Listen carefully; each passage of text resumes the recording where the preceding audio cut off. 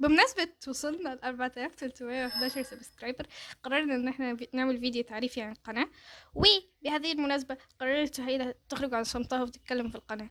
الهدف منه انه انا بتعصب لما تكون بتفرج على حد ويكون الشخص ده مش عارفة هو اصلا نيته ايه، ما يمكن يكون نسوي يمكن يكون نوعية شريرة، انه يكون الموضوع واضح، يكون فيه وضوح. فالاول هنتكلم عن البني ادمتين اللي ماسكين القناة. ماشي، نبدأ بسجن كده. احنا طلعنا على طول باسمك عموما. بقولك سجن الموضوع موتر. صاحبة الفويس اوفر والمونتاج والستوري بورد والافكار، يعني كل شيء ما عدا الرسم عموما. و بس تاني واحدة سهيلة اللي بترسم. وصاحبة فكرة القناة. لا دي مش هقولها لا دي لازم تتقال، دي اهم حاجة ان هي تتقال عشان الاستعباد اللي عشان بيتم يتم فيني. الطلاق. احنا اتنين بندرس تخصص عمارة في كلية هندسة. مش عايزة اقول الجامعة. هنقول الجامعة بعد شوية. بس هي سهيلة دلوقتي في سنة تالتة وانا في سنة تانية، فسهيلة السمباي بالنسبة لي، اللي بتغششني سلوك المعيدين. وهي بتقلدني انه دخلت علم رياضة. احنا عارفين بعض من زمان، بس انا دخلت علم رياضة، هي دخلت علم رياضة، انا دخلت. بعد انت اللي علمتيني، معلش انا اكبر منك، هو ايه المنطق ده؟ ما بعرفش، بس انتي بتقلديني ليه؟ حاسه ان انا عايزه اعمل فيديو عن عمارة، لانه يعني العمارة بتاخد جزء كبير اصلا من بني ادم. ترى قيرة يا جدعان العمارة صعبة قوي. وزي وكده. بيقول لك هارفارد مصنفاه ولا ما ادري شنو، مصنفه ان هو اصعب تخصص في العالم. زي الصراحة ومجهدة، والواحد بقى جسمه مبقاش وعايزاك مستحمل طول بس. الوقت عايز تكون عارف كل حاجه، طول الوقت انت المفروض تكون عارف كل ايوه، حاجه. يعني كل مره الدكتور يقول لنا ميزه المعماري انه لازم يكون مثقف، لازم يكون عارف كل المجالات.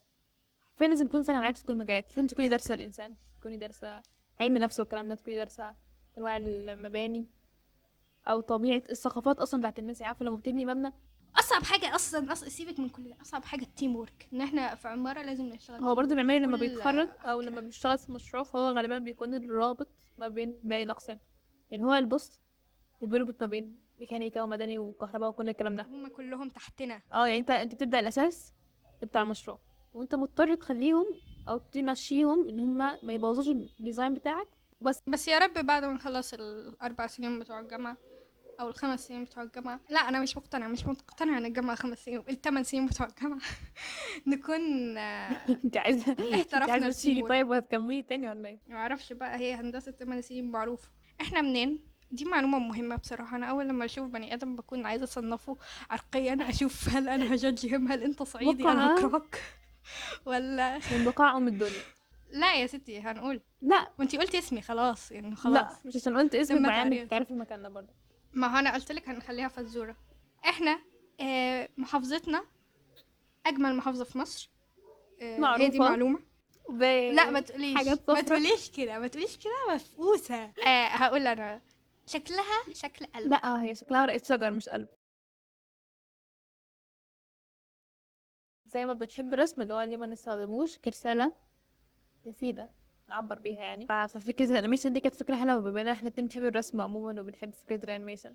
ازاي نحارب الغرب بفكرهم ازاي. يعني برضه الانيميشن كان محتوى، فهو مشهور اكتر عند الغرب اكتر من العرب. يعني في العرب بس مش كتير. ازاي نحارب فكرة برضه الانيميشن الغربي المأساوي. ازاي نحاربها بان احنا نقدر نعمل انيميشن مفيد لينا.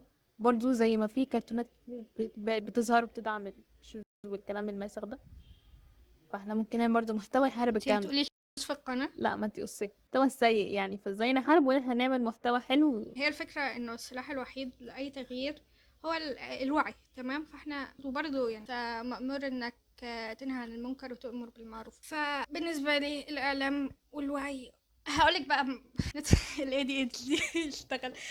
القناة بدأت ب اني خدت كورس انيميشن. ما كانش بالمحتوى اللي كان في بالي، يعني كان موشن جرافيك من الآخر، تحريك. بس ما علينا. قلت لي لا، يعني حبيت فكرة التحريك. يعني عموما من الكورس ده انا حبيت فكرة التحريك. قلت ليه ما نعملش محتوى انيميشن، يعني لان انا كنت اوريدي بحبه من زمان. تم التواصل مع سجا، يلا نعمل محتوى انيميشن. سجا ليه لا. خلصت على كده. تم عمل ميتنج في كافيه، ورقة وقلم، ورسمنا الشخصية. ورسمنا شخصية سيرة. الاسم جه من فين معرفش، هي سجا اللي رميته من اللاشيء. المهم تم تصميم الشخصية بشكل مبدئي ترى حرفيا. انا مقتنعة وبعد ان المفروض كده علشان تطلع بنتيجة انه ما تخططش كتير وتقعد ترمي نفسك وبس، خلاص تبدأ تليس اللي فات. ما زي كلام ابو زيد، لا ما ارمي نفسك، بنتقصش ورط في نفسك كلام وانت أبو زيد. هتوصل يعني، وصلت الراجل ولا ايه؟ ايوه. انا بس عايزه اتكلم عن الموضوع ده. في يوم من الايام قبل ما نبدا القناه وقبل اي حاجه شفت فيديو ليه سمعتوها مني، فكره البنت بتتكلم كان ما كانش عاجبني، كانش عاجبني على الاطلاق تمام. بس حسيت ان انا كلولس، انه الفكره هنا انه البنت عندها افكار، وهي غيرتها على افكارها او اهتمامها بافكارها ان هي توصلها، ان هي ترفع الوعي بافكارها، هي اقوى مني. انا محاولتش اصلا ادافع عن افكاري، محاولتش ادافع عن الكلام اللي انا شايفه ان هو صح، وانا شايفه ان هو المفروض ينتشر، والكلام اللي هو شايفه ان هو هيأثر على الأمة بشكل إيجابي. بس أنا ما أخدتش أي خطوة وهي خدت خطوات، فهي في الحتة دي أحسن مني.